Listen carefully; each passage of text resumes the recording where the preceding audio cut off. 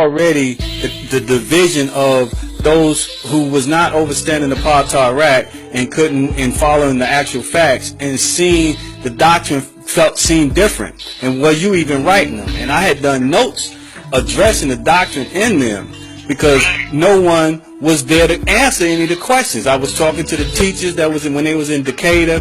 Nobody wanted to address these notes. So I'm like, okay, the doctrine's changing, but no one is explaining how and what's taking place. I said, this doesn't, when I read it, it doesn't read like the scrolls. I ain't saying he didn't write it, but I don't see I'm not following it. It's not clear.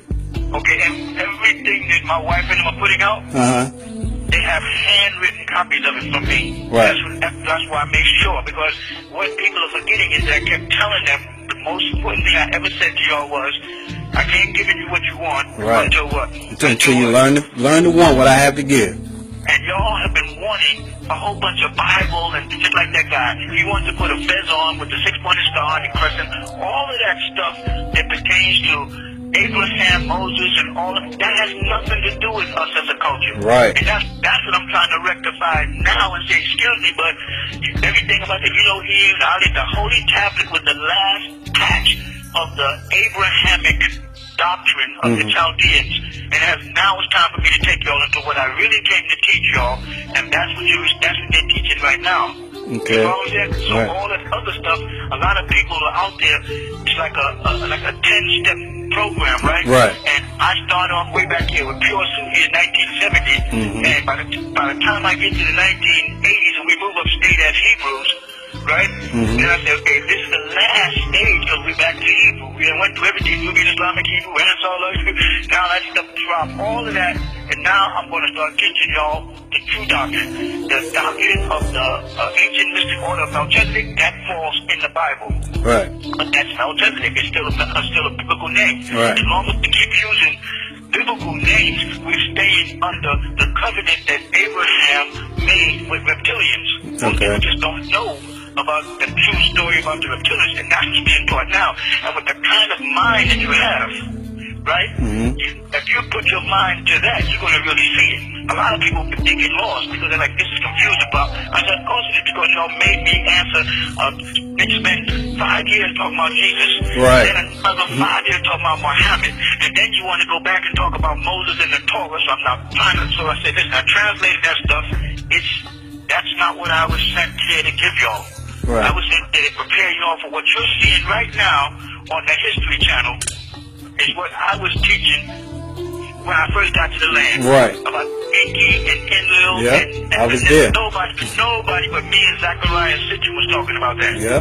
At that time. And that's what I was saying. And I knew that Zachariah Sitchin as a Jew, right, was only going to be limited to say certain things.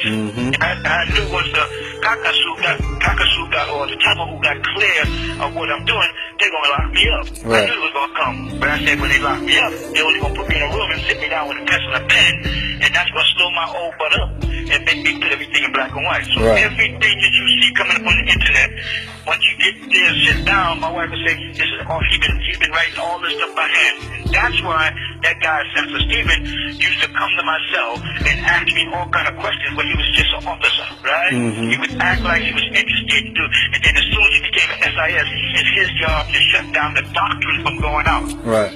Not knowing I had already finished all the doctrine, the actual facts, I finished so much stuff. I mean, there's you cannot believe there's boxes of thousands and thousands of sheets. Right. Every day I would sit down and write the Arabic, the Hebrew, the cuneiform, the Egyptian, and break down the hieroglyphics and send it home constantly. That's all I did. Right. But did you ever get to see? Did you ever get to see it, the finished product? The finished product of what I put out? Yes. Yes, that's why he got mad, because he said I would throw a manuscript, right? I would send it home. They would type it up, put everything, put the pictures and diary stuff in, like the 1818 book and all that kind of stuff, and then send it back to me. Sometimes I would say, well, you made a mistake or so and so and so, but it's not. It's a translation or the Hebrew or something. Not that important because the doctrine is clear. Right. So yes, everything that's out was cycling through me. Okay. It would come back to me. I would proofread it and build on it and then send it back out. And I saw that part of the thing. I saw at one point where they were getting confused with the Egyptians and the Sumerians. Right. I said they get confused. Every time I say that this is a person is equivalent to this person, they thought, oh, so you're saying that Amun Ra is so and so. And I'm like, no. I said equivalent to. So I said, let me stop and go back and correct and get all the Anunnaki stuff straightened, and then come back to the Egyptian stuff. Right. And that's what you see. Okay. Because it does seem like folks still want to be under the needing a culture, needing something to attach to. And I was even telling when York was going around, promoting, getting the signatures, and we're indigenous, and was trying to make you head of state or whatever he was on. I had spoke to him then and said, if we're going to be indigenous and not fall under these statues, then that's what we're going to have to represent in our minds and become free mentally and stop associating and attaching things, because as soon as somebody says something Bible, they automatically think of religion or shit, so anything that's Bible is religion. Right. Well, yeah, I mean, that's true. It's a book to believe in. So a religious book, yeah. And the Quran, the same thing. Right. What happened with Dacio was he was working on my family line through my mother and her husband David York's line for the Yamasis. Mm-hmm. Right? He wasn't even familiar with. Most people were not familiar with my trip to Liberia and all that stuff. Right. All they know is that Pop disappeared from the land. I remember, if you was coming to the land, you get a period of time for like 2 or 3 years with people saying, Pop's ain't around no more. Yep. And then other people doing Osiris and all that kind of stuff. Yep. And then they said, oh, well, we heard he moved to Athens. Right, I bought a house in Athens, but I was going back and forth to Africa getting all the paperwork done. Mm-hmm. You follow? So when I got incarcerated, I tried to get that officer my diplomatic card. He stuck it in his pocket, cursed me out, right? Shut down on Liberia until I could get all of the paperwork together, okay? Right. And then Dacio and them got together and said, we're going to go forward with the tribal stuff, but with that we can work on that. I said, well, anything, because when I stood up on June 30th in 2002, or 3, in court, and the judge agreed and put it on record. Right. And I agreed. Then when I came down from New York, as I explained, and the man up there said his heritage is not in question, we had a jurisdiction issue right there. Right. So what they did is made the judge who agreed with me recuse himself, put royals on, and then dropped dead doctors the state as supersede, right? And they never took into consideration the Vienna Convention, because they didn't know I was going to throw it in their face until I filed a judicial notice. And then he tried to deny that. Then I had Liberia do amicus brief, and they tried to deny that, but it's already on record, because the diplomat doesn't have to pay tax, so the diplomat doesn't have to pay any tax or get any civil suits. I can't be under a RICO. Right. You see? And how can I be under a RICO by myself if Kathy was severed in the state? Right. So all these things I was letting build up. So but people, you gotta understand that the problem with our people is they've been programmed with religion. It's hard to make them say, for me to say, you're not a Muslim, you're not a Christian, you're not a Jew, you're not a Rastafarian. All of that pertains to covenants that Abraham, a Chaldean of the Zoroastrian religion, made with their gods who were extraterrestrials. Anunnaki didn't have nothing to do with us. The Anunnaki didn't have anything to do with us. It's the Neteru. Right. But people want to stay religious. Black people love religion. They love to stay into this, believing in nothing, and Jesus is going to save them. They love all that. And it's hard to make them realize, that you're talking about carnivores. These are carnivores you're talking about. And they're flesh-eating cannibals, you know what I'm saying? Right. And you try to tell them that, and they're like, no. And they say, no, King of King and Lord of Lord doesn't mean King of King and Lord. It means kin of his kindred and masters of masters who are carnivores, and evil are their food. Right. And you sound crazy saying that until it comes on History Channel, and then these cockatoos start saying it. Then people say, oh, wow, they're saying that extraterrestrials might be using us for food. Hello? You know what I'm saying? And so that's the problem. You're going to tell people, get rid of this 6-pointed stone, all this, get rid of all these star stuff.